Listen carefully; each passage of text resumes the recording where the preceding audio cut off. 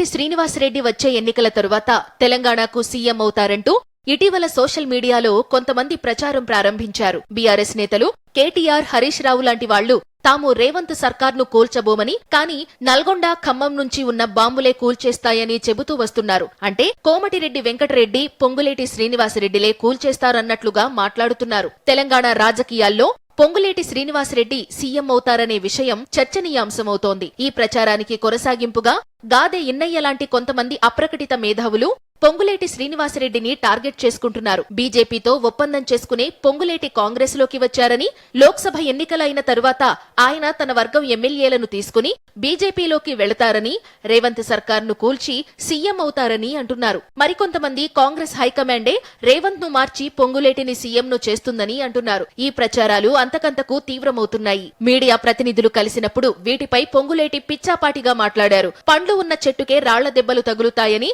తన దగ్గర పండ్లు ఉన్నాయన్నారు. సీఎం రేవంత్ రెడ్డి వెంట ఉంటే నంబర్ 2 ఎలా అవుతానని ప్రశ్నించారు. హైకమాండ్ కూడా తాను సీఎం కావాలంటే కొన్ని ఈక్వేషన్స్ చూస్తుంది కదా అని ప్రశ్నించారు. ప్రతి నాయకుడికి సీఎం అవ్వాలనే కోరిక ఉంటుంది. కానీ ఇలా ప్రచారం జరిగితే మాత్రం పార్టీలో గడ్డు పరిస్థితులు ఏర్పడటానికి ఎక్కువ కాలం పట్టదు. తనను టార్గెట్ చేస్తున్నారని పొంగులేటికి అర్థమై ఉంటుంది. మరి తన నమ్మకాన్ని ఎలా కాపాడుకుంటారో చూడాలి.